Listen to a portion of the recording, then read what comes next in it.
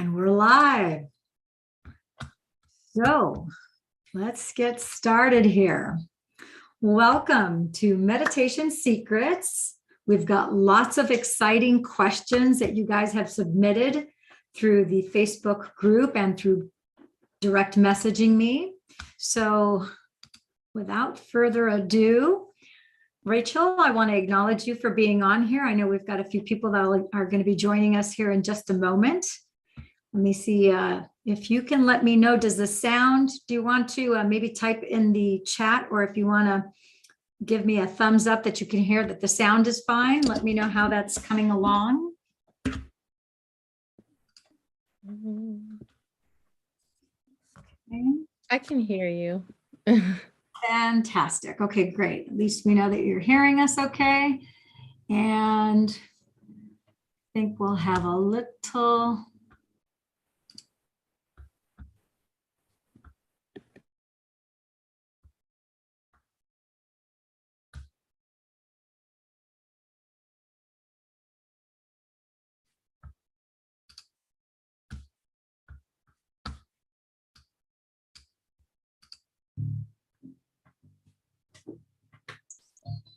So we're going to get started here.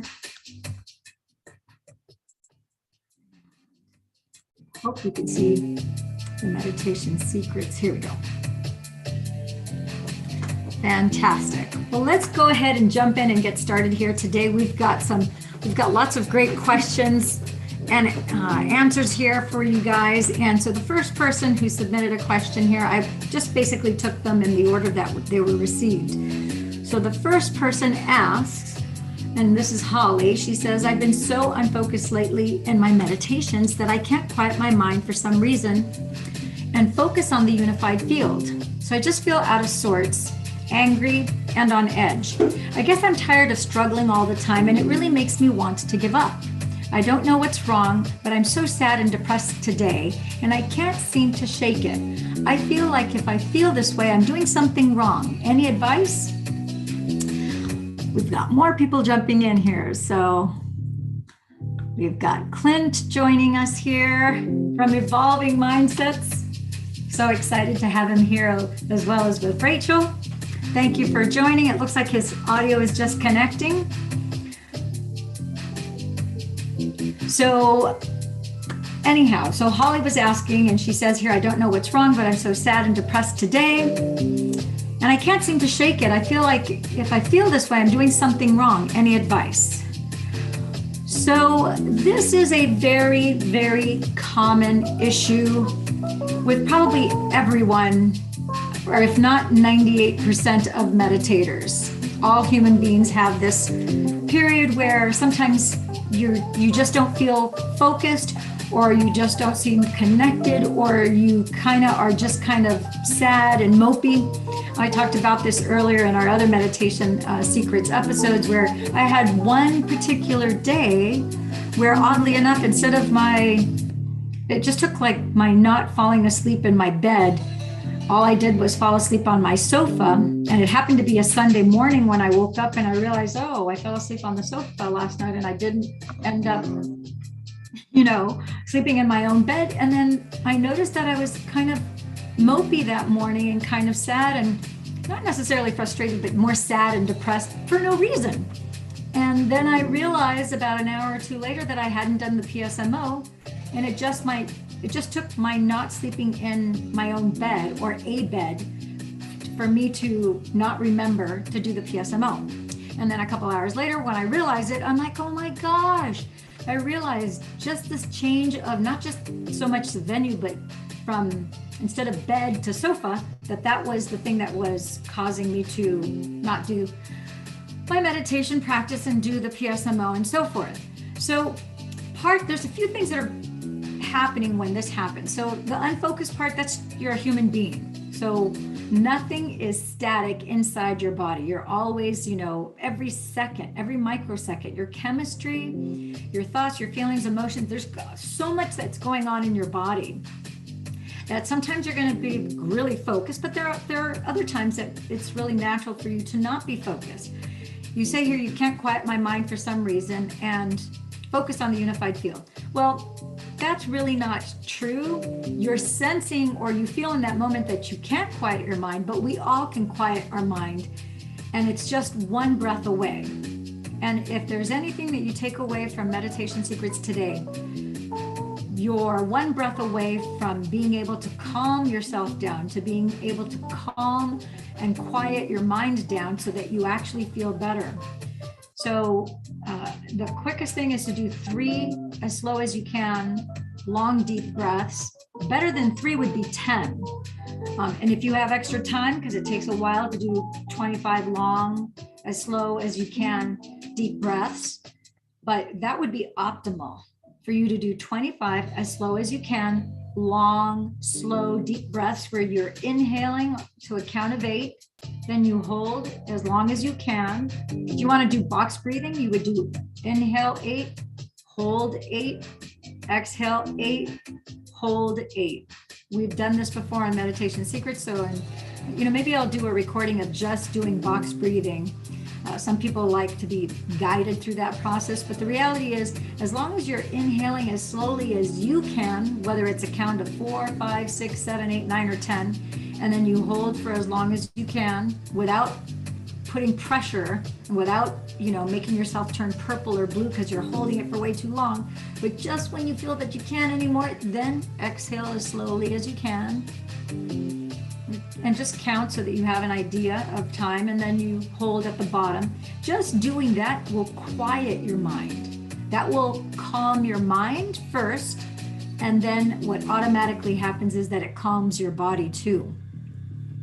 So that's the first thing I would say, because it's going to calm your mind, calm your body, and at the same time, it's alkalizing your body, which is going to obviously help you feel much better. It's going to take whatever edginess that you're feeling, any nervousness that you're feeling, and you'll be giving up the struggle because your focus is now on your inner game. There is nothing that's wrong with you. You say here, I don't know what's wrong, but I'm so sad and depressed today, I can't seem to shake it. You can shake it. It's your ego that's thinking for you and saying, I can't seem to shake it, which is not true. You can shake it. It's just that breath away. So the moment you just decide, maybe you'll decide, I don't want to do 25 long, deep breaths. It's going to take too long. I don't want to do 10 long, deep breaths. Just do 3. Do 3 slow as you can, deep breaths. And then I would say after you do those 3 breaths, jump into the PSMO. That only takes you 3 minutes. You do the physiological sighs. Letting somebody else in. I'm doing the maniocular technique, saying physiological sighs. See how my brain's like skipping forward? See, you don't have to be perfect in life. You don't have to be perfect in everything that you do, because obviously I just gave you guys evidence that I'm not perfect. But all you do is physiological sighs. Babies do this. Everybody does this. You sometimes do this in your sleep. Now you can choose to do it on purpose. You're going to do 3 physiological sighs, or 3 sets of 3. So 2 quick inhales followed by a long exhale. That immediately sedates your brain, your mind, and the organ of your brain. It's like a tripwire. It's like a switch that's going to slow down your brain waves. And that's your hippocampus in the back. When you go, I'll exaggerate it by doing the out breath with the mouth, but it's like,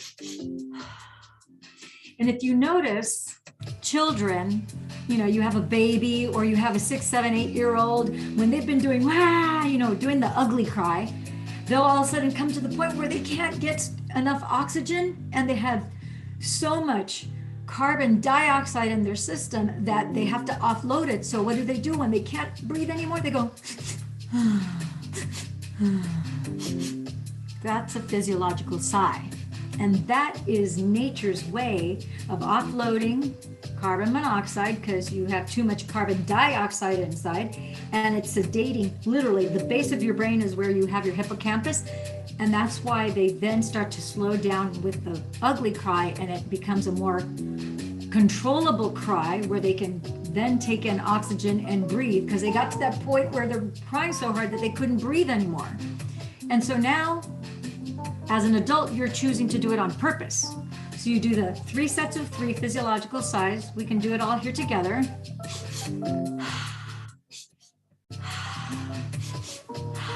First set.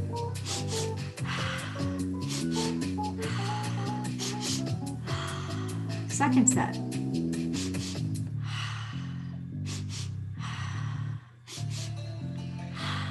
That's your third set. Already you're starting to feel more calm. Now the next thing is the maniocular technique. And you're going 1, 2, your head is straight. You don't move your head, and all you do is you have your eyes follow all the way to the left, all the way to the right. You're relinking and resyncing your left and right hand side of the brain and crossing over the energies. And you're in essence removing any negative thoughts, feelings, or emotions you've had over the last 24 hours by doing this entire PSMO method, especially the maniocular technique, now that you're sedated. So 1, 2, 3, 4, 5, 6, 7, 8, 9, 10, pause. You can even clap in the middle if you want. I do. 1, 2, 3, 4, 5, 6, 7, 8, 9, 10, pause. That's the second set of 10. And then 1, 2, 3, 4, 5, 6, 7, 8, 9, 10, pause. That's 3 sets of 10. Okay? And it's neurosomatic when you're using both hands when you clap, because you're engaging the right and the left hemisphere of the brain in order for you to do that activity. So then the last part is, of course, your lymphatic flush, which I always feel a little awkward when I do this on camera because I'm farther away from the mic and the sound changes a little, but I'm going to move this. Hopefully I don't have an epic fail and I don't fall a step back because there's a step down behind me. But basically with the lymphatic flush, you're doing multiple things. I'm not going to get into everything that you're benefiting and all the neurosomatics involved, but the bottom line is you're increasing your willpower by having your hands open and above your head for a count to 30. You're going to count to 120 twice. The alternative is you can put a 2-minute song, or if you have a 3-minute song, when you begin the PSMO, then the entire thing will take 3 minutes, and you just know that when the song is done, then you're done. But you're going to hold your hands open as wide. You're stretching your hands as much as you can. That increases willpower, and after 30 counts, you make a fist, which now switches it to increasing your testosterone levels, which is going to boost your energy and give you a sense of well-being, and you're going to be energized. And what you're doing is you just imagine a boxer. You see a boxer in a boxing ring, right? They're bouncing on the balls of their feet. They're not jumping. They're bouncing lightly on the balls of their feet. So as they bounce on the balls of their feet, what they're doing is you have lymph nodes basically under your armpits and under your groin are the 2 largest deposits of lymphatics that you have, which has to do with the regulation of your white stem cells and your lymphocytes in your body and your white blood cells, which is what helps you fight any kind of immune response. Anytime you have any kind of a foreign invader in your environment that you're inhaling germs, viruses, or bacteria, it's your lymph system that's the first line of defense in order to protect you from that. So as you've probably heard of lymphatic flushes, and so this third part is part of it is a lymphatic flush. So by bouncing on your feet, which if you have a rebounder or a trampoline, you get the same benefit in doing that. So for 2 counts of 120, for purposes of this video, I'm just going to do a count of 120 because you guys have the idea. And you guys have the video of the PSMO, or you can find it here on the YouTube channel. But you're going to stand up with your hands like this, and we're going to count to 120. So 1, 2, 3, 4, 5, 6, 7, 8, 9, 10, 11, 12, 13, 14, 15, 16, 17, 18, 19, 20, 21, 23, 24, 25, 26, 27, 28, 29, 30, 31, 32, 33, 34, 35, 36, 37, 38, 40, 41, 42, 43, 44, 45, 46, 47, 48, 49, 50, 51, 53, 54, 55, 56, 57, 58, 60, 61, 62, 63, 64, 65, 66, 67, 68, 69, 70, 71, 72, 73, 74, 75, 76, 78, 79, 80, 81, 82, 84, 85, 86, 87, 88, 89, 90, 91, 92, 94, 95, 97, 98, 99, 100, 1, 2, 3, 4, 5, 6, 7, 8, 9, 10, 11, 12, 13, 14, 15, 16, 17, 18, 19, 20. That's 120. So you notice that it gets your heart rate up. You notice that you feel happier. You notice that you feel energized. And now whatever negative thought, feeling, or emotion that you had that was a burden or that you were struggling with has dissipated in just 3 minutes. Okay, so I hope you guys like that and you're feeling better. We're gonna move on to the next question. The other thing is to bring it back to the meditation, because now that you've basically taken control of your state. This is a state control method, the PSMO. It's a neurosomatic method, but you're taking control of your state, and now you're feeling good, you're energized, now you're focused, you don't have brain fog anymore. Now you can focus on your meditative practice, whatever your intention is, right? So just a little recap, because I know a lot of people benefit from having the formula step by step and actually seeing it in writing. So the formula, the first step is you're going to close your eyes. And when you close your eyes, step 2 is roll your eyeballs up so that you're looking towards your eyebrows, because your brain automatically goes into an alpha brainwave state when you bring it up to your eyebrows. It's impossible for you to not go into an alpha brainwave state when your eyes are rolled up, looking up towards your eyebrows, okay? So, and then the next thing that happens as you continue to relax is that you're gonna immediately glide into theta. So you're slowing down your breath. So your thoughts are in your head. Okay, I'm gonna slow down my breath. I'm gonna slow down my heart rate. I'm gonna slow down my brainwave. You keep on saying, I'm gonna slow down my breath, slow down my heart rate, slow down my brainwave. And then as you're focusing on slowing down your breath, slowing down your heart rate, slowing down your brainwave, you set your clear intention. As you guys know, your clear intention is you have a clear focus of an inward attention, because now you're inside your head. You're now starting to become no one, nobody, no thing, nowhere, no place, and no time. You don't have to worry about that whole list. You just focus on the breath. And in a very short time, it's different for everybody. For some people, it's like 10 seconds. For some people, it's a minute, 90 seconds. It's hard to tell because you don't have a good pulse on time oftentimes when we're meditating. But you will notice that as you're doing that, you don't really feel your arms. You really don't feel your body. You don't feel your legs. So your normal feeling of your body, now you just kind of feel more like you're in this void and this space, right?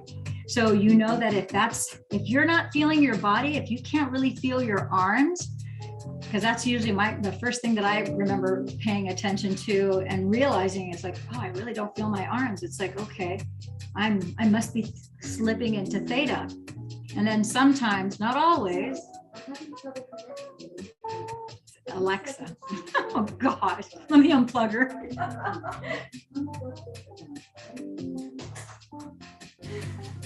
I'm not going to argue with Alexa. Okay, so the thing I want to point out is like I remember once I knew how to distinguish the feeling of a theta state is it's not, you're not going to feel the shift every single time. You just know and trust that once you've had that happen, or you just, I used to feel like I haven't felt this for a long time now, because now I just go into theta and I'm like off to the races. The number one thing in meditation is to not have expectation of feeling the same thing every single time other than being relaxed and awake.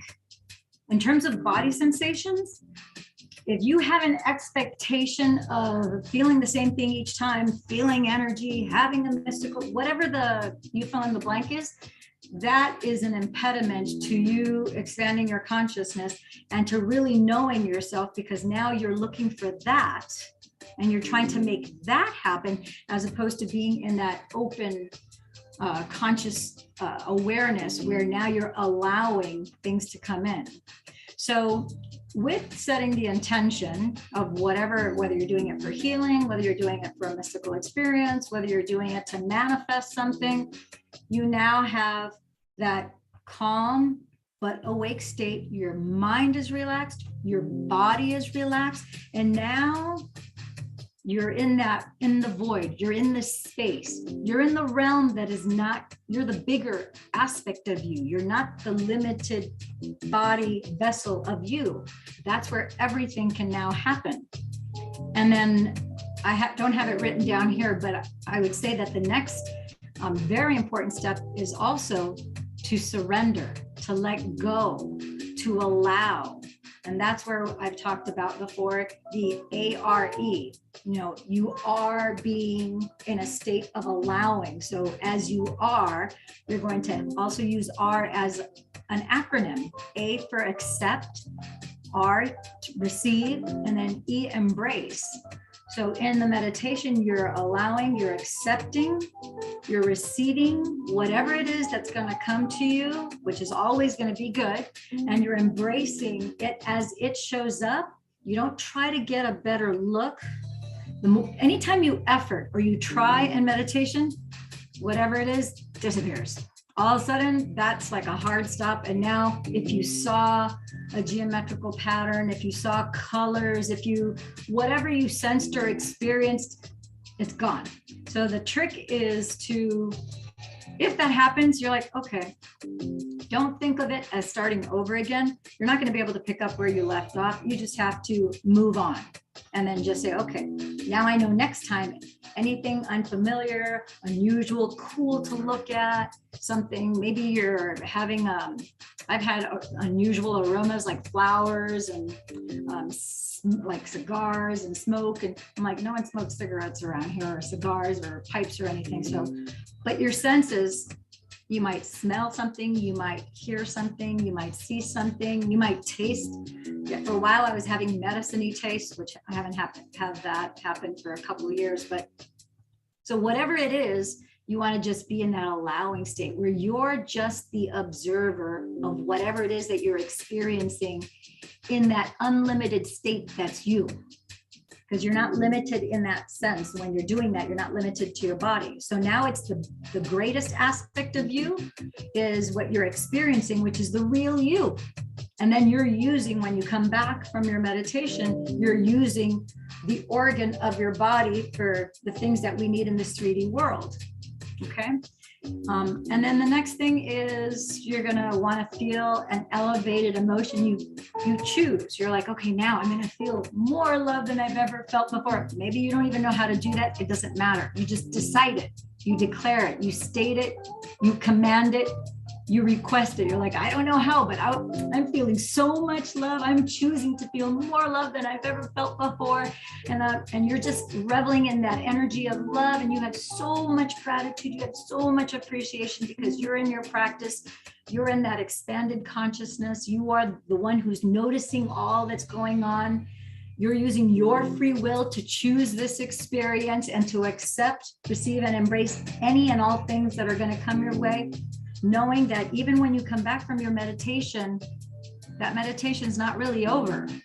The results are not really over because it's always like a to be continued. You're always in that state of being. When you come back, you still benefit from that meditation.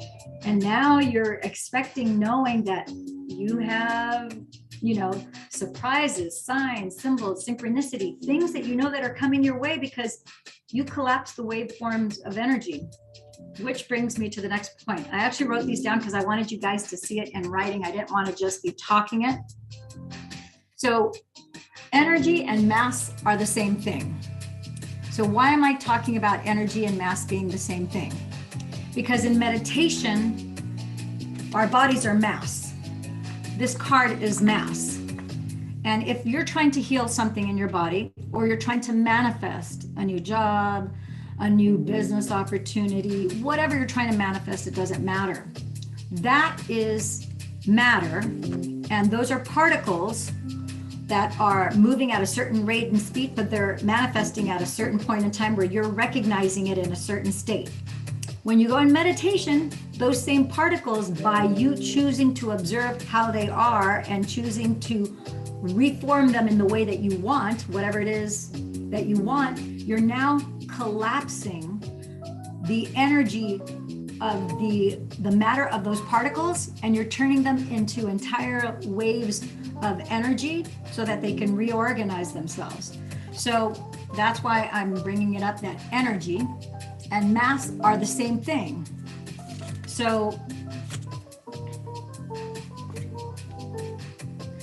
the only difference between the particles and the waveforms of energy and the new reorganization of the particles that you're wanting to manifest, which is your end result, is the environment in which they're in. So we've all heard saying that, you cannot find the solution to the problem at the same level of consciousness that the problem was created. If you have a problem, every problem comes with an infinite number of solutions to that problem or to that challenge. But if you're going to be stuck on the problem and at the energy of the problem, you're not going to get the answers. So to dissolve the problem, you have to slow down the energy, because as soon as you collapse the waveforms of energy, it turns into matter, it turns into particles. So I'm not going to get too technical here, but the bottom line is that's what you're doing when you're doing meditation. So in a more beta brainwave state where everything is as you're witnessing it in the now, you're slowing down the energy of you to rearrange that so that you turn those light waves and rearrange the particles into what it is that you want. Okay? And the environment is, you're changing from the 3D environment to the slower environment so that now whatever your target, dream, or goal is can now pop into your 3D existence. Okay?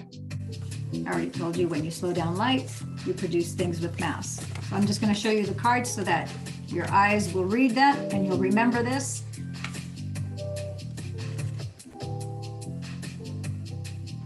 Okay. The next question we have is from Sherry. And Sherry says, I'm curious if anyone has had their life turned upside down since doing Dr. Joe's meditations. I've been faithfully and happily doing 2 to 4 hours a day for a few months now. Everything is falling apart in my life. Wondering if anyone else has experienced this, feeling discouraged the past couple days. So I put the short answer here as entropy. So Dr. Joe talks about this. He talks about it not just in the week-long events, but he also talks about it in Becoming Supernatural. I'm going to take the music and I'm going to now stop it. So getting back to entropy, what happens is that so for example, like we talked about how the particles, as you observe the unwanted particles and they turn into waveforms of energy and reorganize into new particles, notice how the particles as they are is not what you want.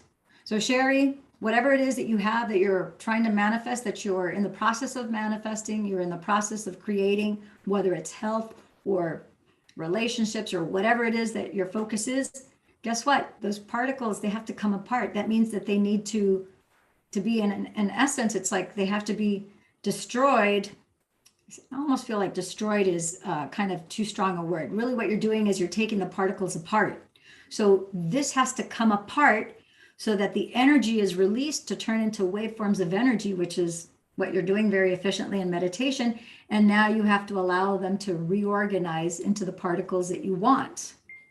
So you have to give the space and allowance for things to reorganize. So if there are issues with relationships, there are people that may fall away. I know that, I know Clint and I have talked about this before, as we move, we grow, we expand, we become more consciousness. We become more consciousness and we become more conscious of who and what it is that we are. There are people that start to fall away because they no longer resonate with us. So we don't seek them out and they don't seek us out as much too. Certain friendships may, something may happen where they just decide, let's agree to disagree. The bottom line is that things are changing because that's what you chose. You're using your free will to choose to be happier, to be higher vibration. And as people cannot resonate at the level of vibration that you're at, then you're going to come in contact with other people who are at the vibrational frequency that resonate with you and them. that you are now complementary, to each other. So the shortest answer is entropy. If you don't know what entropy is, I would encourage you to Google it, because as you type in the word entropy, that's basically programming it into your mind, and you're going to remember better what entropy actually means. But what I just explained to you about the particles coming apart, turning into waveforms of light, and then reorganizing, that is part of the process of entropy. Okay. The next person is Lola. And Lola says, this is a very common question too. What does it mean when the top of your head hurts during meditation? I don't have pain in all the meditations, only with Bowtech 4 and space-time meditation. So my quickest response to you is, it's all about the breath. Most of these things I could answer, it's all about the breath, but right in this particular case, it has to do with the mechanics of the breath and how long you're holding your breath and with how much pressure. Because in Dr. Joe's guided meditations, he does tell you to push the energy up into your brain, which you're going to use your conscious awareness as it's in your first energy center, and you're bringing it up. You're bringing your attention from your first to the second, to the third, to the fourth, to the fifth, to the sixth, to the seventh, to the eighth. You're also bringing the breath up in addition to your spinal fluid going up to the top of your head. If you hold your breath too long, or you're forcing the holding of your breath and you're pushing too much, you're using too much force to put that energy up, you can get a headache. It's not uncommon for people. I remember, because you want to heal. You want to heal quick. You're so overzealous. I remember myself, after I got hit with my bus, after I got hit by a bus, an Orange County Transit Authority bus. First of all, the only time I had pain relief was when I was in meditation. And so I was very encouraged to do meditation 2, 3, 4 times a day, because it was the only time I didn't experience pain. So I would do an hour and a half, 2-hour meditation at a time, just so I would not feel that pain. And so that I was also wanting to heal, obviously, as quickly as I could. And in doing so, you think more is better. And my little A personality type, it's like, if I can hold it to a count of 15, 25 would be better. And then I'm like turning purple and blue. And then, of course, then it's like, oh my gosh, now on top of whatever pain I had, now I'm starting to feel like, oh my gosh, I've never had a headache before, but now I'm starting to get headaches. It's because I was holding my breath too long. I was putting 2 things. I was holding my breath too long, trying too hard. The worst thing was the trying part, more so than the actual breath itself. The other thing I was doing, which probably for the better part of a year, I didn't realize I was even doing till one day it dawned on me. And I'm going to emphasize this because there's some of you that are probably doing this and you're totally unaware, because your entire body is relaxed except this one organ, which I was guilty of this. And I still managed to heal despite that. So don't beat yourself up. But I remember the day that I realized, oh my gosh, I'm relaxed head to toe. I'm having these mystical experiences for everything. But I'm holding so much stress and tension in my tongue. Yes, you heard me right, in my tongue. And you're like, well, how are you doing that? Well before I started meditating with Dr. Joe, I had other mentors that taught meditation and so forth. One of the things that I was taught was the Bhagda is you're going to take your tongue, the tip of your tongue, and you're going to want to put it on the roof of your mouth in your palate. Depending on the type of meditation you're doing, you do it either behind your front teeth. There's like a little pressure point there. You do it in the middle of your palate or right at the high point of your palate, which is when I did Dr. Joe's, I would always use that spot. But then I was pushing with the tip of my tongue so hard that guess what was happening?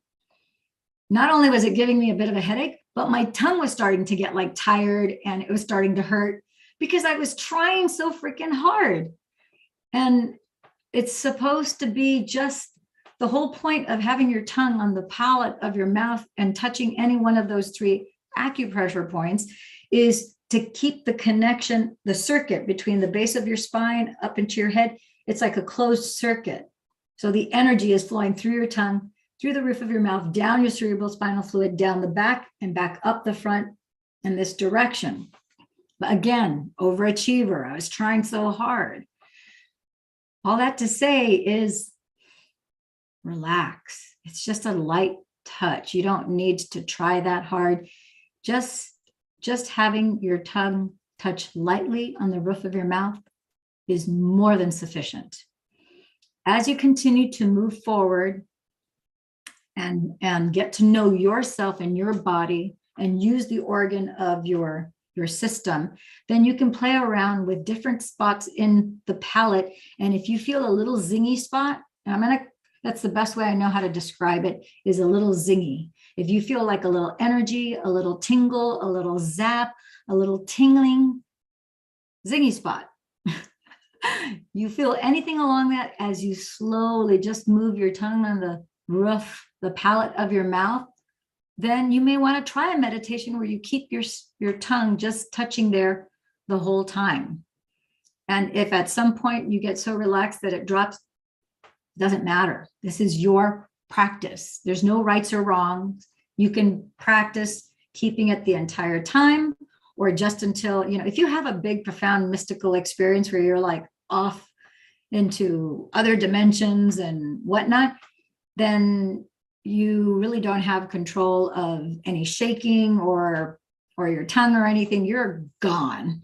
And when you come back and you're starting to become aware again that you're like starting to get back in your body again, then you'll go, oh, wow. And then you're usually if you're like me, you'll be so caught with that it just falls off your radar. It becomes irrelevant. It's your ego that wants to beat you up and say, oh, you see, you're such a loser. Your intention was to keep your tongue at the top of your palate. You're doing the Bhagda throughout your whole meditation. Look, you know what? I already told my ego, shut up, time out. You do as I say. I'm using you. You're not using me. So ego, time out, brain, do as I say, and then you're off to your meditative practice. I hope this makes sense to you guys. So Andre says, I've done the generous present moment meditation, and after that, I felt very aware. In short time, I've experienced a great amount of rage. Is that normal? Okay, I'm so excited that someone is having this question, because this is an awesome digestion. That's exactly what's going on here, is because you did your meditative practice, you're getting a biological upgrade. Your ego is going to try and make it seem like you're doing something wrong. This isn't normal. I'm not supposed to have this. Shut up. Ego, time out. Do as I say. Brain, you're doing as I say. You are digesting an unresolved emotion that has been ricocheting in your body probably for years, which is why it's rage and not just anger. Because there's a difference between mad, being angry, being livid, and then having rage. Rage comes from anger after anger after anger after anger after anger for not just days or weeks or months. It comes from years, even decades of you having unexpressed, undigested, and resolved emotions. So guess what? This incredible amount of rage that's coming out is normal. So you can now stay as the observer and go, okay, I am angry. I am having a rage, but you know what? Calm yourself down. You might want to do the physiological sighs and be the noticer, be the observer. How hot are you feeling inside your body? What kind of words would you label that? And if you don't want to label it, maybe pay attention to the colors that you're seeing as you allow yourself to feel what you feel, hear what you hear, see and hear, what you smell, what you taste, what you sense. And I think you'll be pleasantly surprised that it's not going to last very long. It's like this huge energy that because you're not pushing against it and you're not holding on to it, you're not repressing it, you're not depressing it, you're not suppressing it, like a sugar cube, it just turns into nothing. And then you go, wow, it's gone. You may even have memories of yourself at an earlier point in time. So I'm going to share, I wasn't going to do this, but I did get permission from Terry, one of our regular viewers here. She actually has something that's very tied to Andre's experience.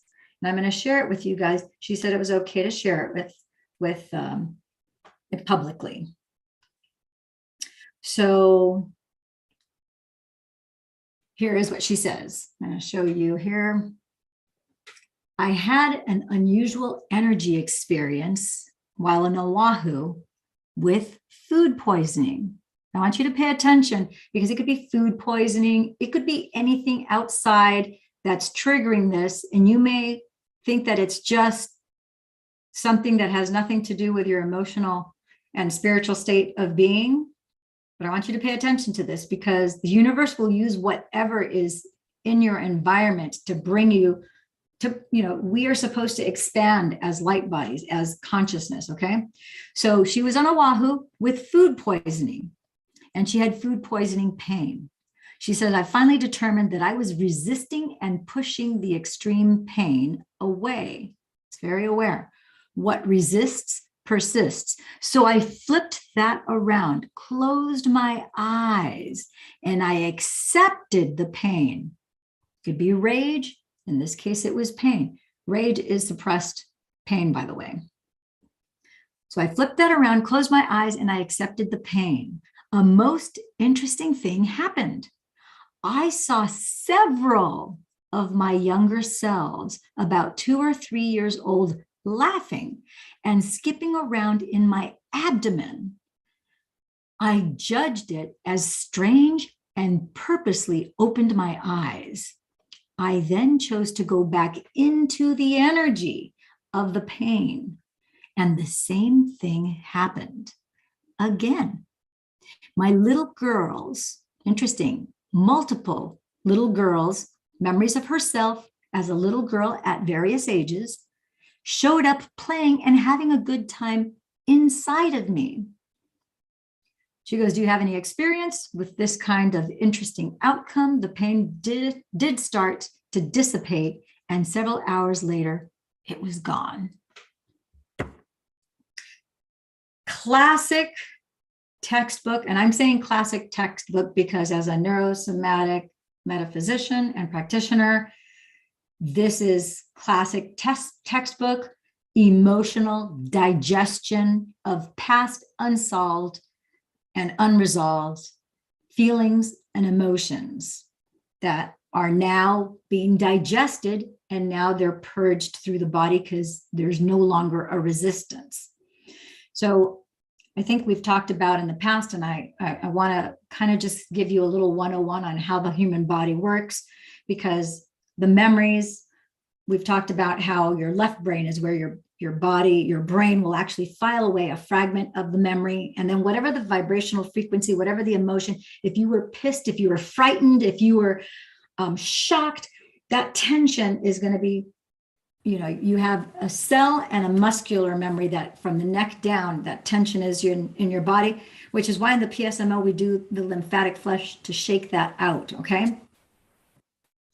So part of what is happening is that as children, we had a mechanism for clearing all of this. But as adults, and you're probably, I don't know about you guys, but I know I'm guilty of doing this with my kids when my kids were, 4, 5, 6 years old. Once they start going to preschool, once they start going to kindergarten, we all see toddlers, and to see a 1, 2, 3, 4-year-old, it's normal to see them you see them bouncing on their feet, and oftentimes they'll go in circles. They're bouncing up and down. They usually, interestingly enough, will roll their eyes into their heads. And to the average onlooker, the child looks I hope this is not to offend, but they look moronic. They look like imbeciles. They look retarded. It looks dumb. And so, but it's acceptable for a 2, 3, 4-year-old to do that. It's not socially acceptable for anybody to do that in a classroom, let alone for an adult to do that. So I think I've demoed that for you, where it's like they're going blah, and their tongues are out, and they're literally shaking out whatever has happened in the last 24 hours, probably because they're kids, that usually no more than a few hours goes by. If they had a fight or an altercation with another kid, with a sibling, if they were frightened because their dog jumped them unexpectedly because a siren went by, or if a mother inadvertently or a father bumped them and now they fell and they hit their head someplace and now they're like, oh, crying and everything.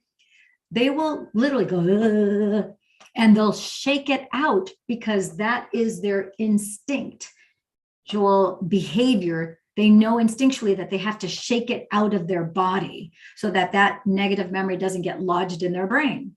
But us as parents, like I said, I was guilty of doing this. Once, little Johnny, little Sally, they're going into kindergarten, they're going into first grade, and they do that at home, you tell them, no, stop doing that. That's not appropriate behavior, or that's unacceptable behavior, or just cut it out, right? Because you don't want them to do it at home so that they don't do it at school or anywhere else for that matter, right? So then they stop doing that. They stop doing it not only at home, they stop doing it, period. So then you don't have a mechanism to release those emotions that are literally, the memory is stored in the head, and now you have that energy that's stuck in the body and there's no release. The dogs that I've had, I never reprimanded my dog for shaking it all out. No one would reprimand their cat, their dog, their bird. All animals do this. All mammals do this. In order to get rid of that emotional energy body so that it doesn't burden the body and cause disease, they literally shake it out. So a cat or a dog will walk across your living room, and for no apparent reason, maybe your neighbor slammed a door, somebody honked a horn, a siren went off, it startled the animal. And so you'll see that they'll shake it off. And I know I've been guilty of thinking it's like, oh, well, maybe they have a flea or something, or maybe they had an itch, or maybe they just got the chills. No, that is them instinctively taking care. It's like self-care. They're shaking that energy so it doesn't burden their physical body. So now, as adults, now that we're aware, that's what the PSMO, part of the PSMO is in the lymphatic flush. You're literally shaking it out as you bounce on the balls of your feet. You're shaking all that energy out so that you are back in integrity and you don't have to carry the repressed, the suppressed, and depressed unresolved emotions in your body. Some people suffer from night terrors because if you're not willing to deal with your stuff during the daytime, then your body will go, your brain is like, finally, they're relaxed. Now we can deal with it. So it'll bring those emotions up. And then people oftentimes will suffer night terrors because of that. The other thing that will happen is you'll be driving your car, because when you drive your car, oftentimes you drop into alpha state. And because you're not thinking of anything, maybe you're just happy and everything is all good. And you're like, I have a list of things to do, but now I'm just jamming to this song and just enjoying some really cool melody. And your brain goes, oh, they're not thinking about anything right now. They're calm, they're relaxed. They're kind of in that hypnagogic state because they're driving. They've been driving for 30 minutes. Now would be a good time. Let me bring up, let's see, this angry spat that you had with your mother or your father or with your wife or your husband or your sister or your whoever, or maybe your ex. You remember a fight that you had with them. Because you haven't resolved that, your brain will go, let's try and purge this now. And then you're driving and you're going, why am I thinking this is upsetting? Nope, I don't want to think about that. And what do? You repress it. So as you repress it, now that is like, oh, your brain goes, oh, darn, she's not ready to deal with this now. So, okay, we got to store this back in here. We got to depress this down. We got to suppress this energy. We'll have to deal with it later, but it's building up pressure inside your body. Make no mistakes. That's why people have panic attacks, anxiety attacks. So as you allow yourself to feel it, let it be revealed, and then just be the observer of it, like Terry, like what we just discussed now, then guess what? As you now have the tools to address this on a daily basis, just like you brush your teeth, you can brush your brain. Right? The first part of brushing your brain, I'm going to encourage you, always brush your brain first with the PSMO, and then go into your meditative practice, because now you have an elevated vibrational energy where you're clear-minded, you're focused, you're energized, you've resolved and dissolved anything that you've had since the last time you did the PSMO, which was hopefully just no more than 24 hours before. Now you're ready to tackle and create whatever, because now that energy is available to create the wanted, and it doesn't have to, you don't have to have this bubbling rage or other, we call them abreactions and neurosomatics. Okay.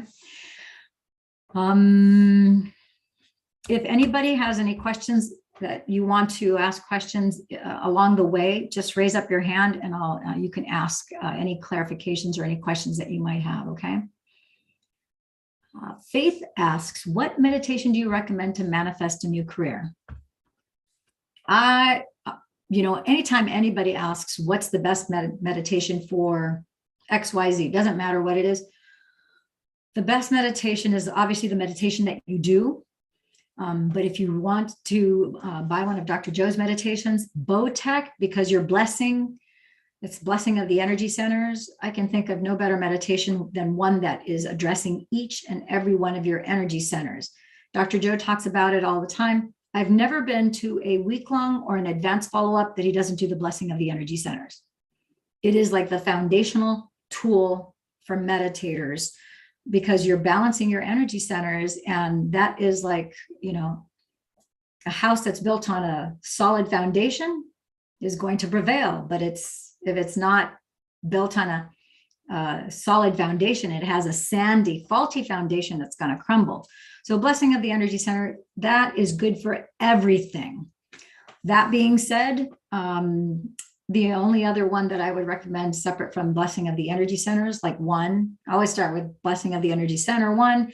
As you get bored or want to change it up, then get 2, 3, 4, all the way up to 8.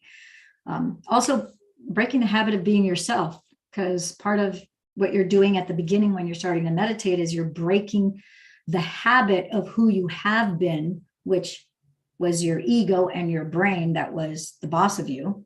And you're wanting to let that go and be better at identifying that, so that the all of you, which is infinite, that is some people call it your light side versus your shadow side. Some people call it your higher self. Some people call it your divine feminine or your divine masculine if you're a man. Whatever the case, doesn't matter what the labels are, but the infinite aspect of you that's not confined by your body is who you truly are. And that's who you're tapping into when you meditate. So Bowtech would be my first answer. My second answer would be breaking the habit of being yourself. If you go to Dr. Joe's website, there's 2 meditations that come in that packet. That was like the first meditation that I bought. Water Rising and Body Parts Meditation, which are phenomenal meditations. And he talks about it in the first 3 chapters of becoming supernatural. Okay. The next question is from Meng, and she says she's struggling with meditation and going deep. She's struggling with meditation and going deep in lately. Too many thoughts and things to do, and it's been hard to settle my mind. Would love to hear how you advise to deal with this. The PSMO. If for whatever reason you don't have time, maybe you're on I know 3 minutes isn't a lot of time, but when you're trying to when you're trying to get out the door in the morning, and sometimes you're a little behind, scheduled for whatever reason, or, something in the kitchen didn't work right, or a kid is giving you an extra hassle with putting the right shoes on, whatever the case might be, life happens.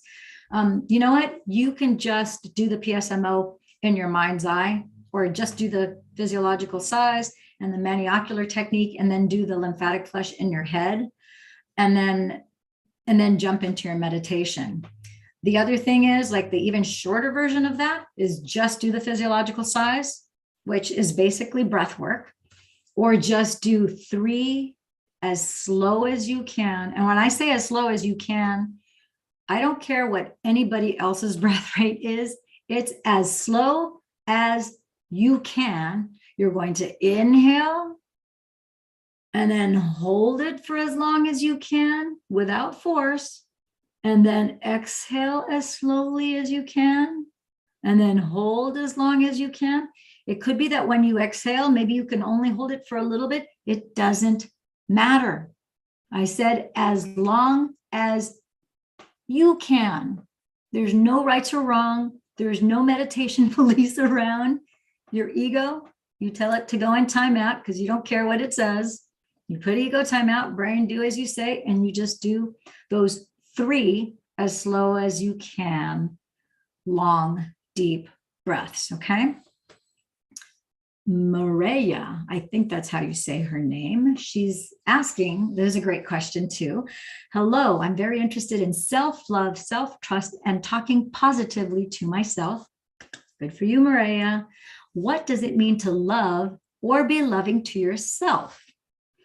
So I'm going to give my answer to this question. And because we've got Clint, who is very much a man, and I'm a woman, I'm a girl, I want Maria for you to hear my answer, and then I want you to hear Clint's answer for the benefit of everyone who is watching this video.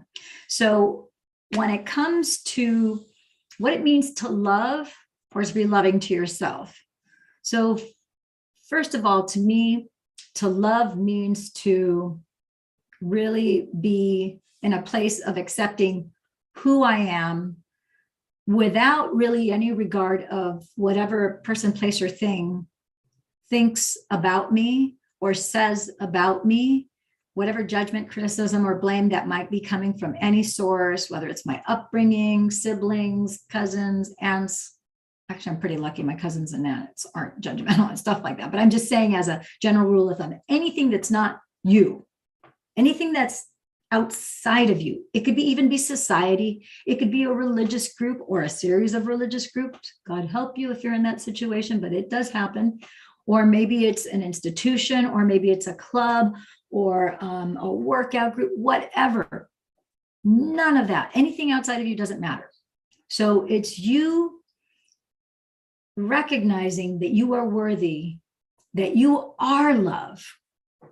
So because you're being the energy of love that is expansive, that only thinks good thoughts towards yourself, that you would only want to do things that are for your benefit, that are only for your greater good. That's what it means to me to love. And then to be loving to myself is to allow myself, to give myself permission to want whatever it is that I want, to feel happy, to enjoy happiness, to enjoy joy, to enjoy laughter. Whether anybody approves, this is not about anything outside. Those are all just reflections and mirrors that are showing us things and aspects about ourselves, depending on what my expectations of them are, and vice versa. So to keep it simple, it's like being loving to yourself is like, you know what? Taking time for self-care, taking time to do this meditative practice, taking time to not beat yourself up, not judge yourself, not criticize yourself.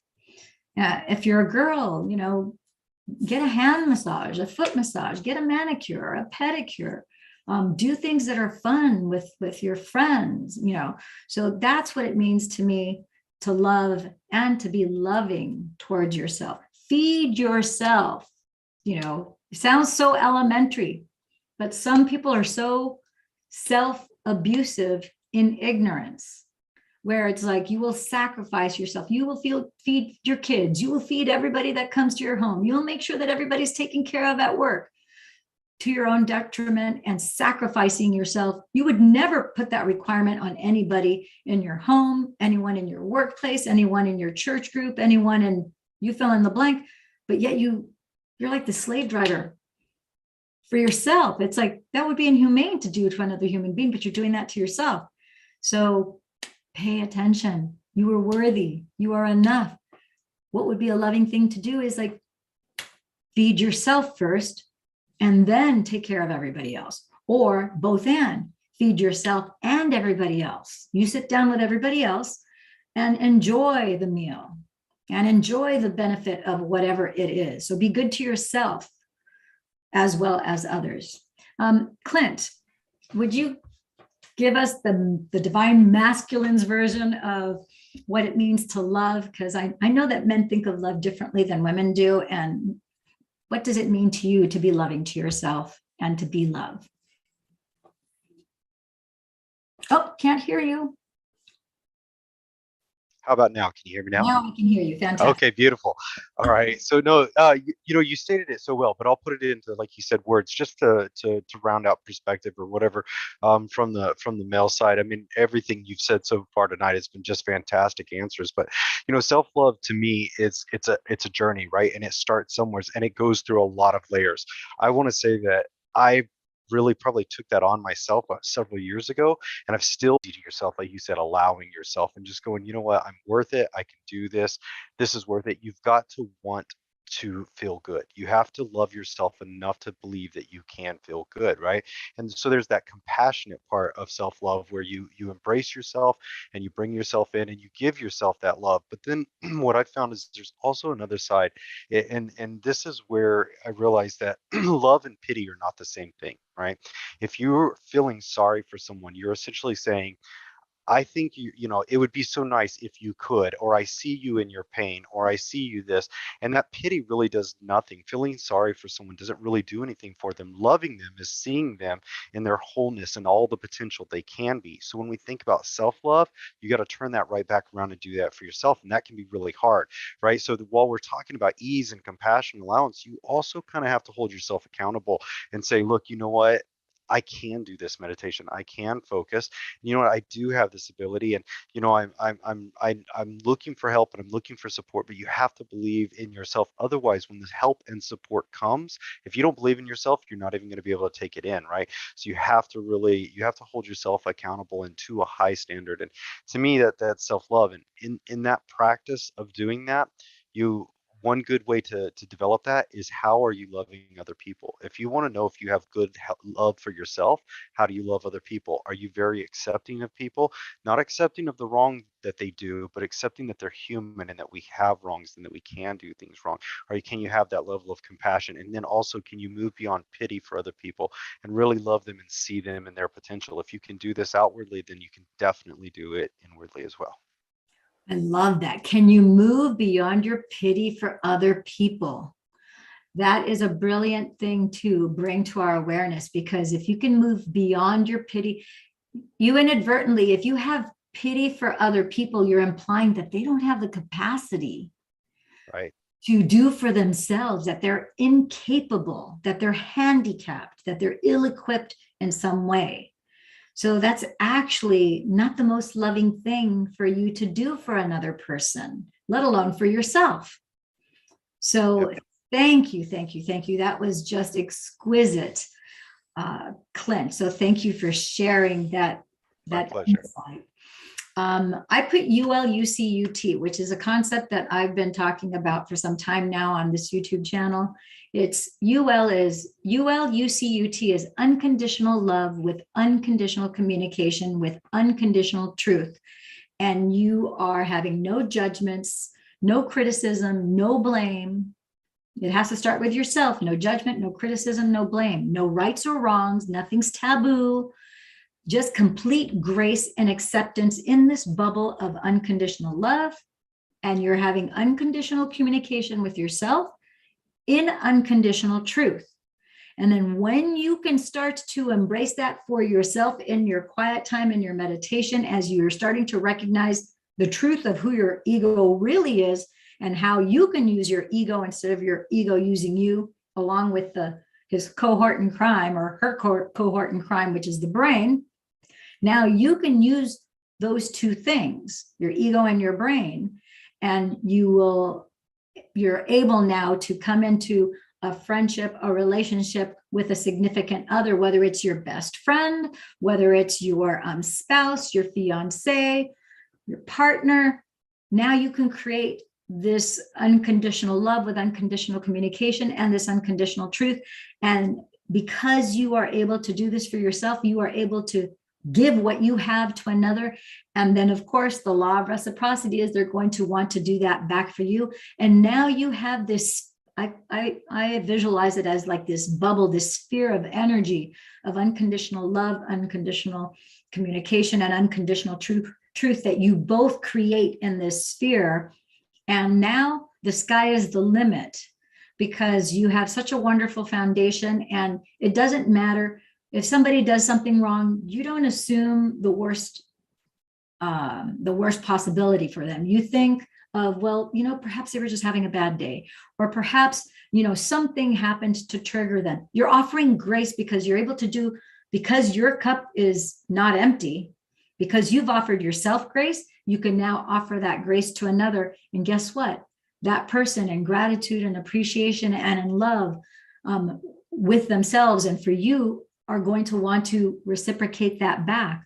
And you can even language this, where you can actually say, you know what, I want our friendship, I want our relationship to have unconditional love, unconditional communication with unconditional truth, where there are no rights or wrongs. This is not about who's right. This is no rights, no wrongs, no judgment, no criticism, no blaming. There's the space to show up entirely as you are.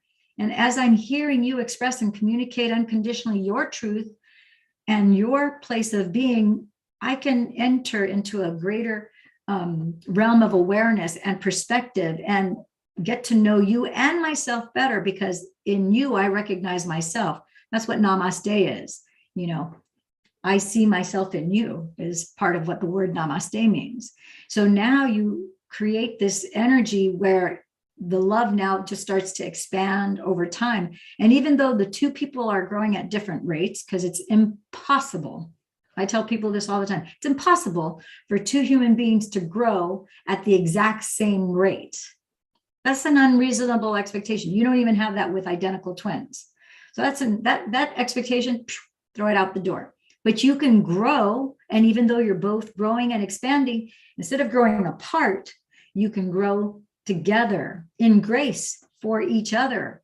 And now 10, 20, 30 years later, 40 years later, a whole lifetime later, you both could be unrecognizable from who you were a year ago, 2 years ago, 5, 10, 20 years ago, a lifetime ago. But you'll grow together because you allow the expansion of who you are individually and as a collective energy, as the relationship between you and that other person. That creates another entity, which affects everybody that you come in contact with. Okay.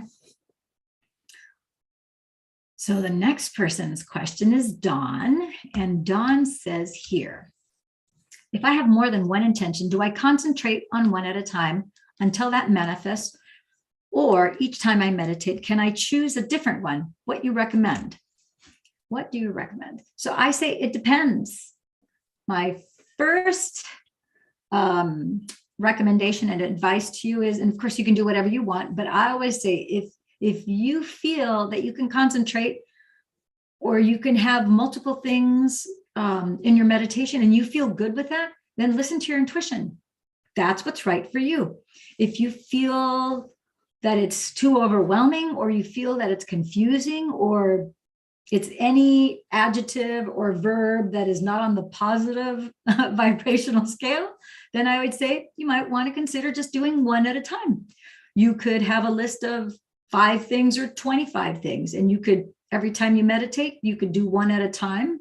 Or you can put the intention that your vibration is going to be so high that all of those things will manifest at once. But we're all wired differently. So honor yourself and pay attention to how it feels to you. If you want to change it up, where today I'm going to just focus on one thing, and maybe tomorrow you wake up and you're like, okay, I know that if I just have a high enough feeling of love, gratitude, and appreciation, that all these things will pop into place, then it all depends on you. This is your practice. So honor yourself, honor that feeling that you have inside. Okay. So that would be my answer, Dawn. The next one is Chris. What does it mean that my first energy center is buzzing and vibrating? And they put serious question. I thought that was pretty cool. Serious question. And I'm saying biological upgrade, hooray. That's just like the previous person who asked about the feeling of rage, Terry, who mentioned how she had that feeling of food poisoning and pain in her gut. And as she allowed herself to feel it, it was revealed. And she saw herself as a child, 2-3 years of age. It was like 2-3 little girls at a time. So this energy center, whether it's one, it's all of them, or any combination thereof, or maybe it's just your head, maybe it's just your 6th energy center or 6th and 7th, doesn't matter. The fact that you're having any kind of buzzing in your family, I guess your family of energy centers, it's basically a biological upgrade. So that means that the energy is moving effectively. You don't have stagnation in that energy center. So that's a phenomenal thing to have and to experience. What I would say is don't expect it each time, because as your body balances that out and it's vibrating, then the energy is going to move to someplace else. And just because it moves to someplace else doesn't mean that that energy center is no longer in alignment. It's already set. So it can move on to wherever the energy is needed most. So rejoice, because you have a biological upgrade. That's evidence of moving forward in your practice and having a biological upgrade. That being said, the research that we have shows that about 50% of the people feel nothing at all and still experience a biological upgrade. When we look at their EEGs, their EKGs, when we look at their blood work, we look at their telomere length, which is at the end of your DNA strands. When you look at all the different types of genetic markers, genetic expressions turning off for things that are unwanted or turning on for things that were needed, we see all of that change. And oftentimes the person will say, well, I wasn't even sure if I was doing the meditation right. And we're like, well, we measured it, so we know that you're obviously doing it right. So know that 50% of you, myself included, there are times that I don't feel anything. And there are other times that I feel all sorts of unbelievable things. I know Clint is in the same boat too. And everybody that I've talked to, some people feel a lot of stuff. Other people don't feel anything at all. There's no limit, everything in between. Just because you don't feel something doesn't mean nothing's happening. Sometimes some of the bigger adjustments that are taking place in your body is when you think that nothing is happening. There's always something happening. And even when you're done with the meditation, there are still things that are being energy that's moving throughout your body. So that is very exciting that you have that biological upgrade. Our last question is from Stacy, and she asks, which meditation should I purchase on Dr. Joe's site to get started on healing the body while lying down? So I kind of answered this before, but I wanted to honor this because her question was about healing the body. And the truth of the matter is that when you really come down to the meditative practice, it doesn't matter which meditation you ultimately use. You're going to come to a point in time in your meditative practice where you're going to be able to, and we've talked about this before in this meditation secrets series, where you can have the sound of an air conditioner or the washing machine, or it could be the sound of dripping water from a fountain in your yard, or it could be the sound of the ocean because you're at the beach, or the stream of water by a creek, body of water that's close to where you live. Better yet, instead of the sounds of nature, it could be birds chirping outside of your bedroom window. It really could be, there's an infinite amount of things that it could be. You could pick whatever music you like with or without words, and you could just choose to apply the formula, do the breath, be in the formula where you're awake, but calm, and you're in that alpha brainwave state so that you go from alpha into theta. And now, whether you're sitting down, my favorite way to meditate is always sitting down because your spine is completely straight. And it seems like I've had more far out mystical experiences that are out of this world sitting up. I've had some laying down too, because Dr. Joe, he drills you with every modality. So he always starts us sitting down, then standing up, then laying down, then walking with your eyes closed, walking with your eyes opened. It doesn't matter. And then ultimately the goal is that you would then take your meditative practice so that even when you're not doing a formal meditation, you're still in the awareness throughout your day, keeping yourself playing with your breath, getting yourself to be in that alpha, even theta state as you're moving around and doing things, which then you're doing what would be the equivalent of a walking meditation, but now you're kind of living in a meditative state. And then the more you practice that, you could be driving and meditating. You can't allow yourself to take off onto a mystical experience. So if you're practicing the breath, what I've had to do is like, because your body's so conditioned to leaving and having a mystical experience, and you'll be driving and all of a sudden things start to go dark and it wants to go. And so I'll go, no. I'll say it out loud while I'm driving, because I'm like, I can't leave my body. I'm driving my car. So it's like, then I'll stop doing the breath. But that's just a testament to my body being so conditioned. It's just showing me that my body's going, okay, going into meditation, we're gonna take off. So again, it's your mindfulness practice, but just know that you can practice it while you're riding your bike. That's why sometimes you have certain athletes will say they'll have like the runner's high, or you hit the zone, whatever sport it is that you're doing. You could be, when you're swimming, because it's a very repetitive action, you hit that zone, and being in the water, it's a very meditative practice, especially when you hit that zone state. And then you can transcend what your body could normally do, which is the whole point of meditation. We can do extraordinary things and become supernatural. So I mentioned here, like I mentioned before, Bowtech, of course, breaking the habit. We're not going to repeat that, but I want to thank you all who submitted questions. We picked you from the meditation group. Do you guys have any other questions, comments, concerns, anything you want to say or share? If you had any kind of cool experiences in the last 7 days since our last class? Okay.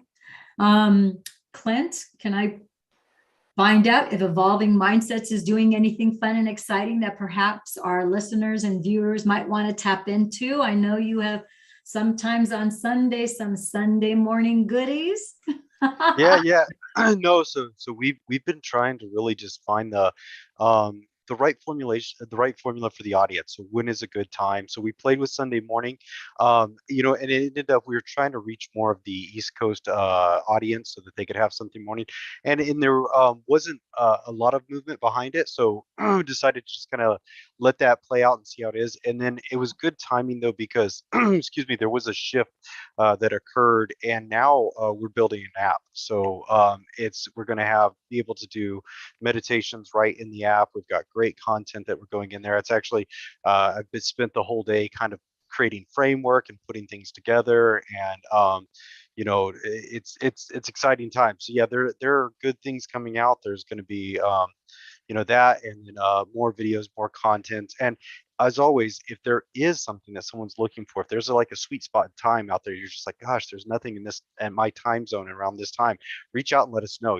Between myself, Lily, and someone that's in the community, we're all really here to support. And I think that's what I love, Lillian, about what you do and answering these questions and taking this time. It's just to help pay that forward and put it out there, because we've all gone through these. We've all had questions like this. I mean, I'm reading through these questions, I'm like, yeah, I asked like at least 9 of these myself at some point. What about this and what about that? And so we're here for you, and we love being here for you.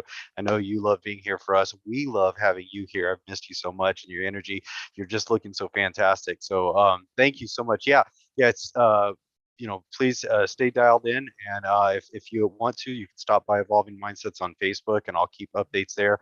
But you should be able to look for our app coming out probably somewhere in the next 2 to 4 weeks.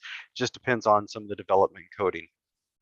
Awesome. Very exciting. I can't wait for that app to be out and available. So make sure you post to the Meditation Secrets group so that everybody has, access to that. And with that, I think there's nothing else other than we'll see you next Monday for continuing here our meditation secrets to success. And yeah, I remember when I first started with specifically reading Becoming Supernatural, and then I was really eager wanting to meet a Dr. Joe advanced student who had been to a week-long event.